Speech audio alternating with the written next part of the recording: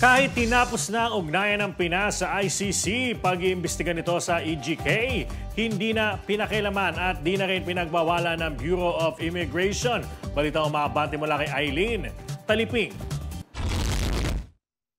Malayang nakakapasok at nakakalabas ng bansa ang mga miyembro ng International Criminal Court at hindi pinipigilan ng Bureau of Immigration. Ito ang inihayag ni Solicitor General Menardo Guevara kahit tinapos na ng Pilipinas ang ugnayan sa ICC, nagigil pa ring mag-imbestiga sa war on drugs ng Duterte administration.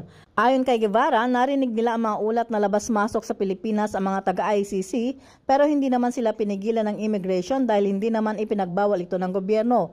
Binigyang diin ni Guevara na ang posisyon ng gobyerno ay huwag isama sa ginagawa ng ICC at huwag umasang tutulong ang Pilipinas dahil gumagawa ng sariling investigasyon ang Department of Justice batay sa naging rekomendasyon ng Quad Committee. Sinabi ni Guevara na kung gusto ng ICC na makatulong, suportahan nila ang investigasyon ng Pilipinas at ibigay ang mga nakuhang impormasyon upang ang Pilipinas ang lilitis at magpanagot sa mga dapat managot at hindi ang ICC. Sinabi ng Solicitor General na nasa DOJ na ang bola para sa case build-up laban sa mga taong di umano'y hindi ginawa ng tama ang drug war ng nakalipas na administrasyon kaya wala silang nakikitang dahilan para mag-imbestiga pa ang ICC dahil wala na silang jurisdiksyon sa Pilipinas. Ako si Eileen Taliping ng Abante Radyo. Ito ang balitang mabilis, mabangis at walang mintis.